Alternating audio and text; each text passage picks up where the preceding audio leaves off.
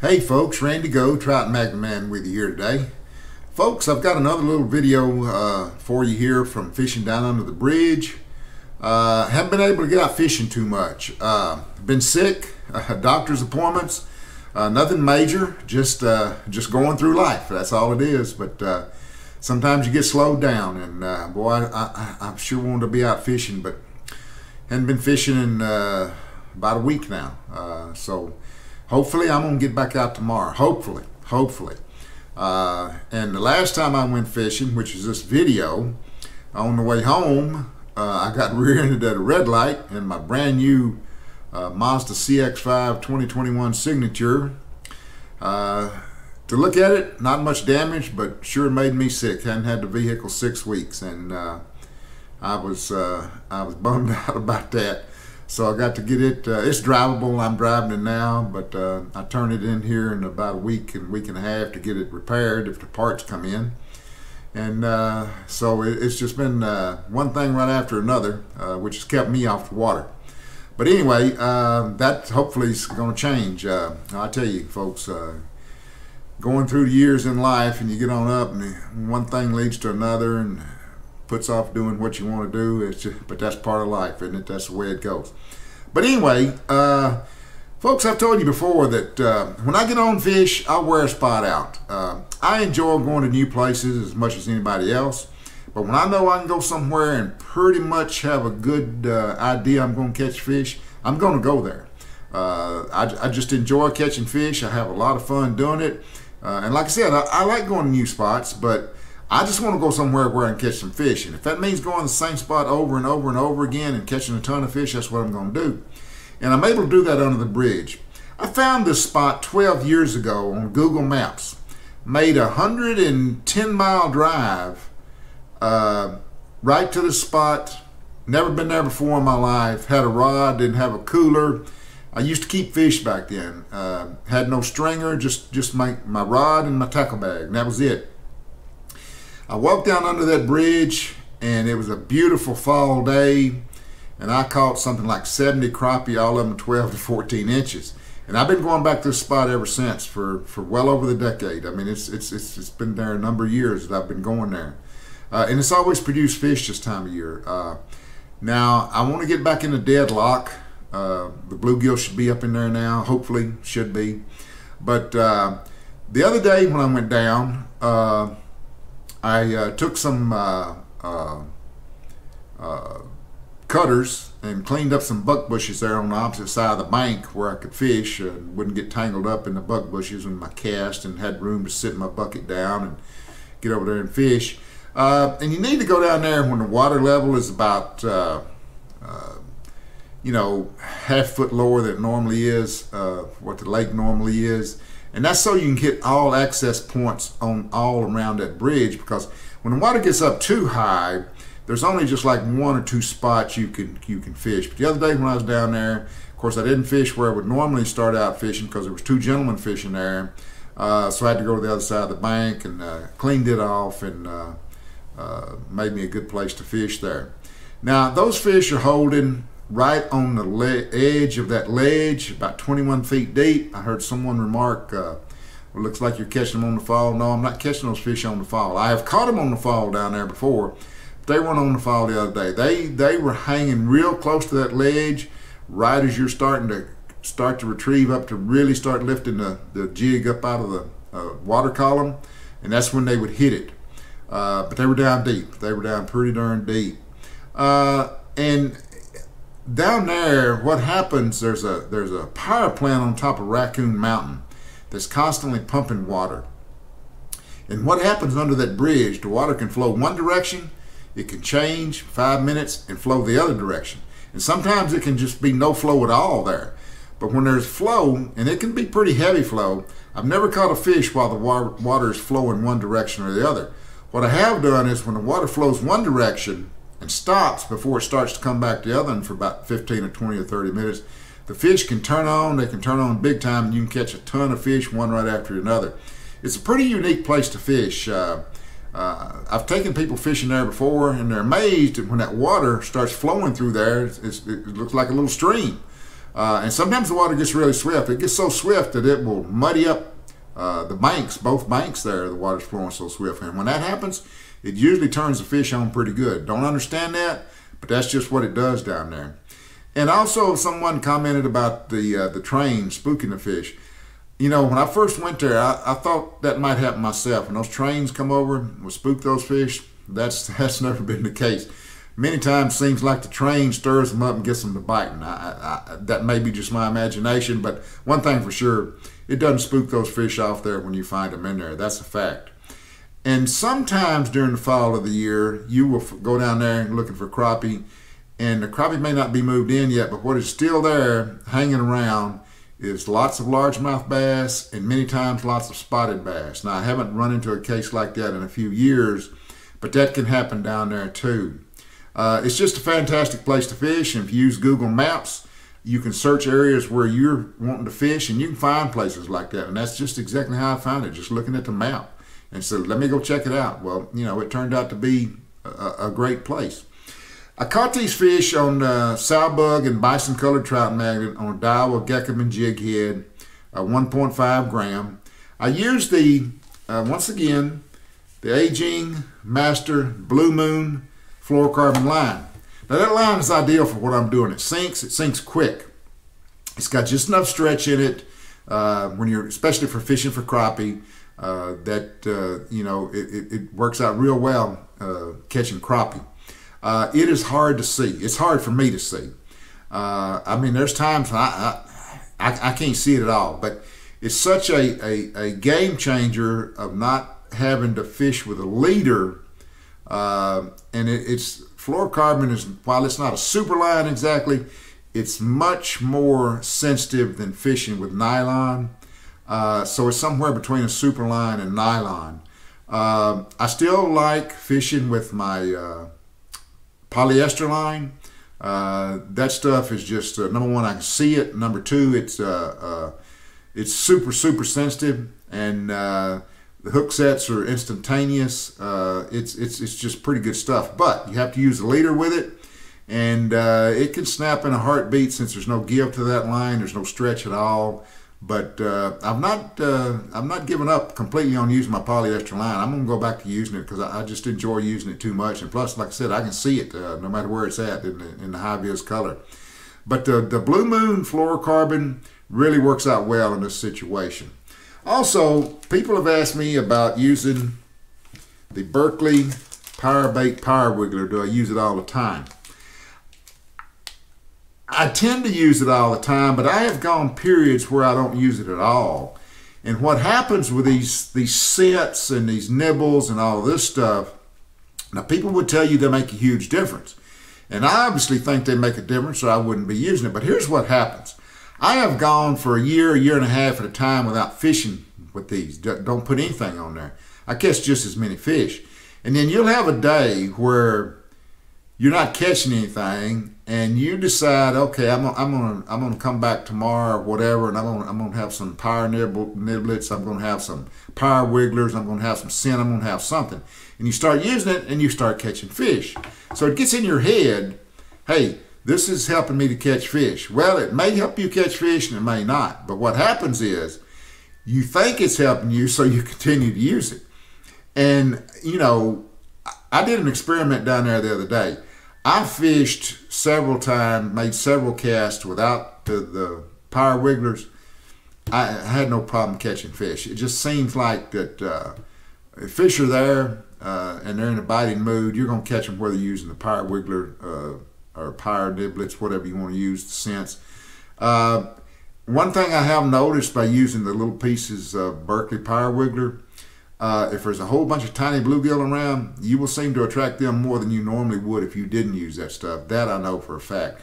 But I will use them, and I'll continue to use them. And the reason I switched to Berkley Power Wigglers over the crappie niblets years ago, when you cut up the Power Wigglers into tiny little pieces, they stay on the hook for 3, 4, 5, 6 fish, maybe even more. I mean, but the crappie niblets, they can come off a hook real easy. And I just got going through too many of them years ago, and I just quit using them. And I don't find any difference between them and the power wigglers at all. But the power wigglers are much tougher and stay on the hook much better. So that's why I use those. You'll see, I think I told you, you'll see where I cleaned the bank off there, where I could do some fishing. There was 2 gentlemen on the other side when I first got there, and that's why I didn't fish at that spot. But they didn't catch a fish over there. They were fishing with minnows. And I decided on my way out, I'd caught all the fish I wanted to, this was another 100 crappie day. Before I left, I crossed the bridge, was getting ready to load up in the car, and I said, I'm going to walk back down to this side and just see if there's any crappie over there. Well, they were there. They just want a jig. And so, you know, those fish will hang around all areas under that bridge. You just got to find where they're at. And sometimes, you know, minnow is not going to catch them. A lot of people will use minnows. A lot of people will use jigs. Some people will use both. I haven't used a minnow in years and years and years, and I don't seem to have any trouble catching crappie. So anyway, folks, hope all of you are well. Hope all of you are out able to fish. Hope you're catching fish. And we're going to get back at it just as soon as we can. Appreciate you watching the videos. Appreciate the supports. Appreciate the comments. It means a lot to me. It really does, folks. And we're gonna get going again here. So until next time, soul up 'em all, and life is good.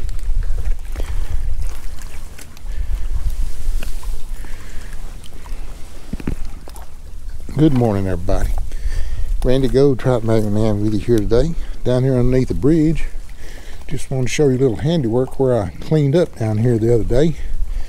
Made me a space here to fish out of without getting in the trees, bug bushes. So once again, we're under the bridge. Gonna try to catch some crappie, bluegill, Kentucky bass, whatever's here. So come on with me, folks, and let's catch some fish.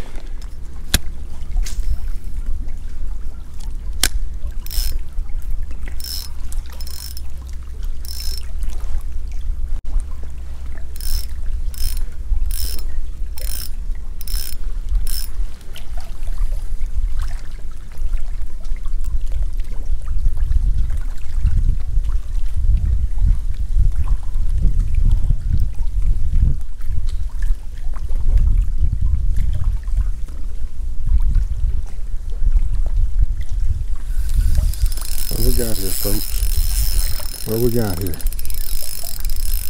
What we got here? Yes, sir. I think we got us a good crappie. I do think.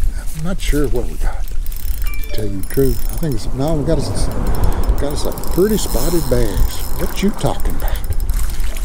Shoot fire. Yes, sir. Yes, sir.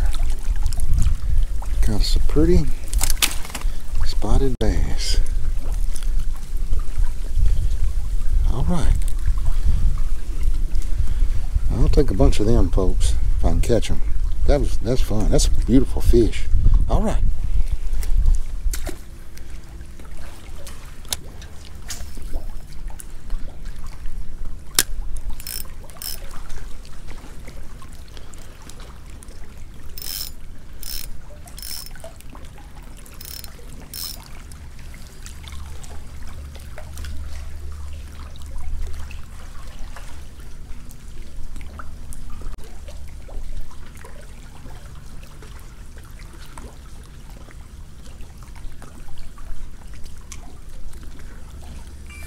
Here we go. Here we go. I think we got another Kentucky. I think we got us another Kentucky here, folks. It ain't gonna hurt my feelings. We don't get into any crappie. We catch these Kentuckys all day. Now this is crappie. I believe this is crappie. It is crappie.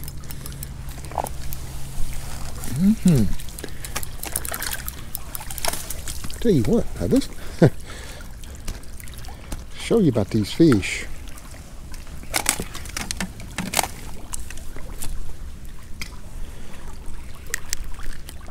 That's a 9-inch crappie, and he thought he was a spotted bass. Now let me tell you, that joker was cutting up. All right.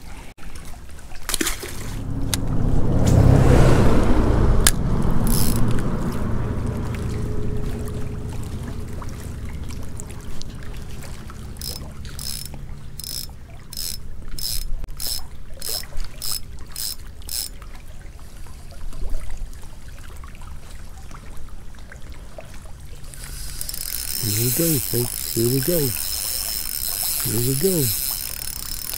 Got some good fish on here. Good for the Slow Taper Special. That's a fact. That's a fact. Crappie. Good crappie.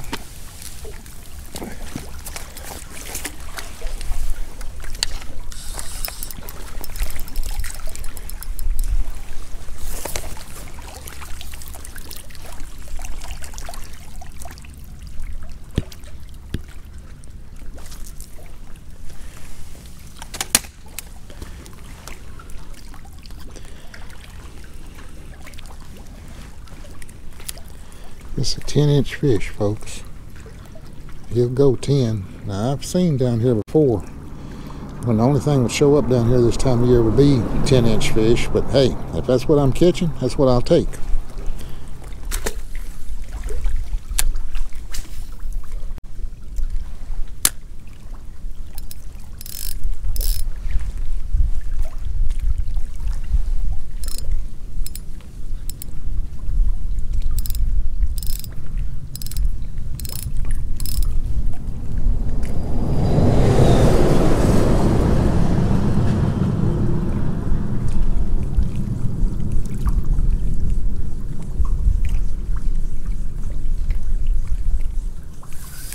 Here we go, folks. Another crappie. Another crappie, folks. Another crappie. Another keeper crappie.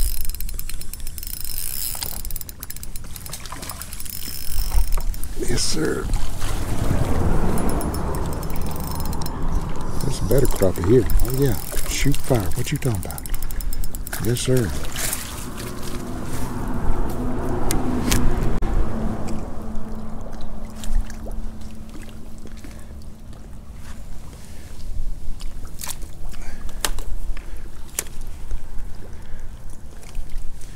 Yes, sir. Shoot fire. It's 12-inch fish. Right there, folks. 12-inch crappie. Yes, sir. That gum. Boy, he's got some good shoulders on him. I'm here to tell you. All right, folks.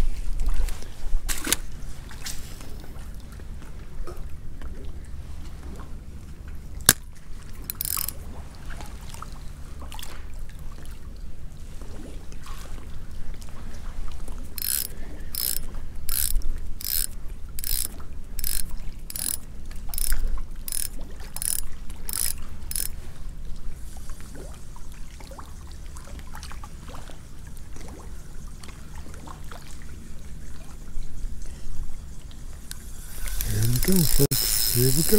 Another crappie. Another crappie. Yes, sir. Yes, sir.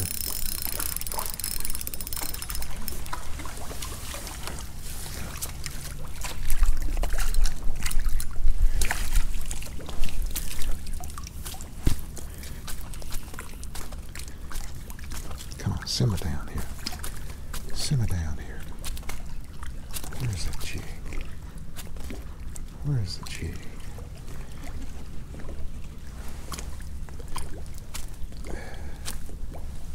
Shit.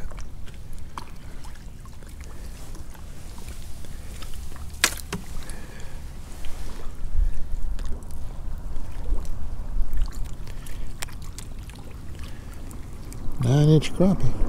Fat as he can be. That joker's plumb fat.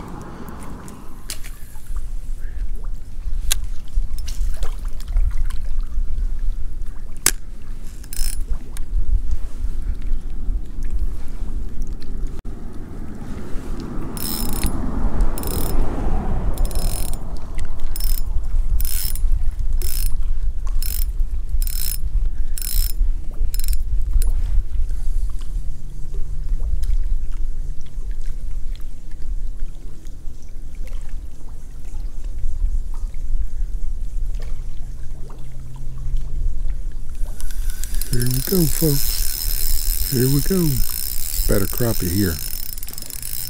Yeah, it's better than that last 9-incher.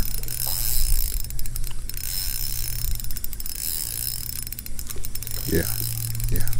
It's a keeper here. This keeper here. Oh yeah.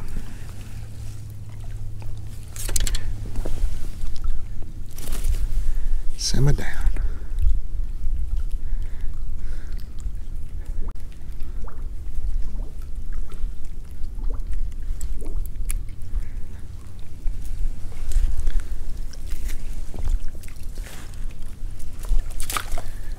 Yeah, that's a keeper 9-inch crappie. Or I'm sorry, that's a 10-inch crappie. That's a keeper fish. Yes, sir.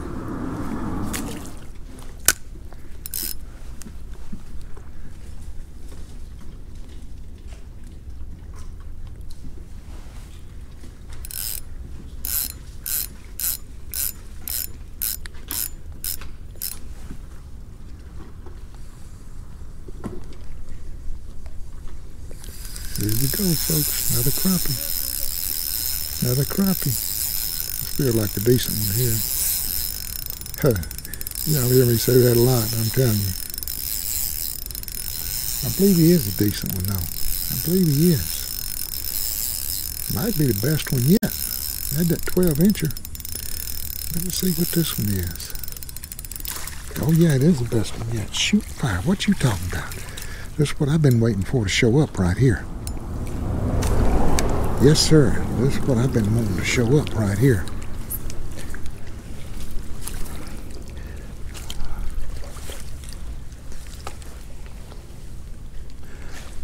Come here. Let me get this crappie out of here. Get this crappie out of here. Yes, sir.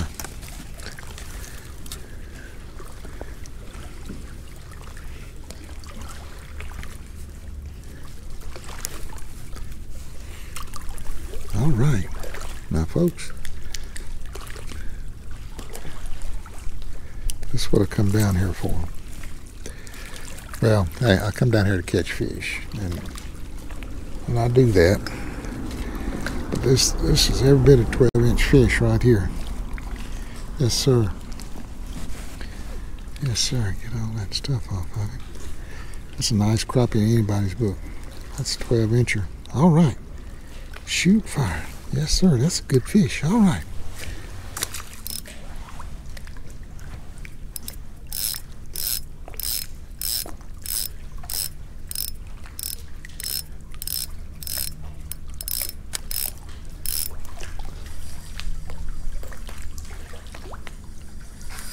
Here we go. Here we go, folks. Another crappie. Another crappie. Yes, sir. Feel like a good one. Oh, yeah. Feel like a good one, folks. Oh, yeah. Yeah. Shoot fire. Yes, sir. Another crappie. Another good one. Yeah. Okay. He ain't as big as the last one, but he's a solid 10.5-inch fish. Yes, sir. Yeah, that's a 10-incher. Easily. All right. Yes, sir.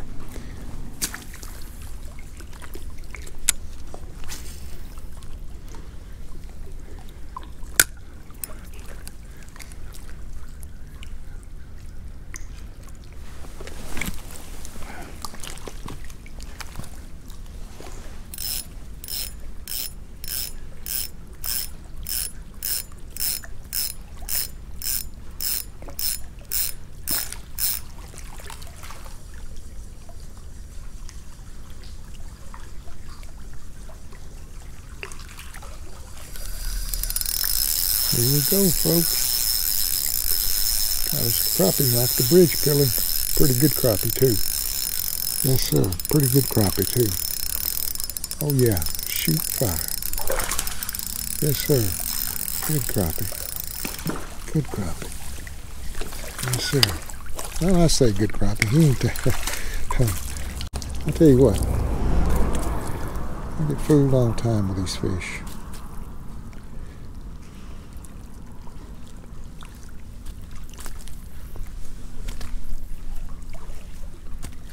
Simmer down. Simmer down.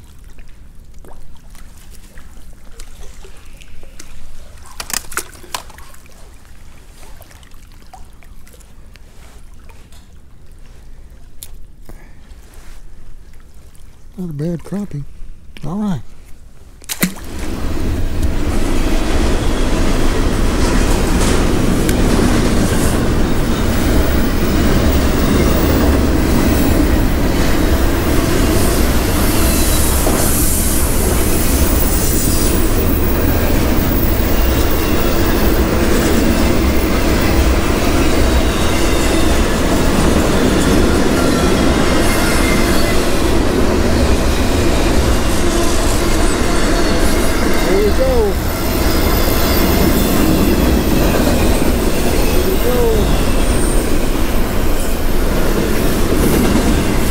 Decent bluegill here, I think.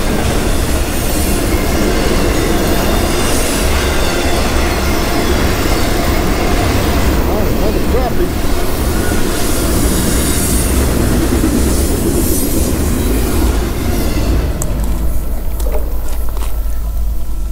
That's a solid 10-incher there. I came over here, folks, because there was two gentlemen over here fishing with minnows. They didn't get a bite. They stayed about 2 hours and left.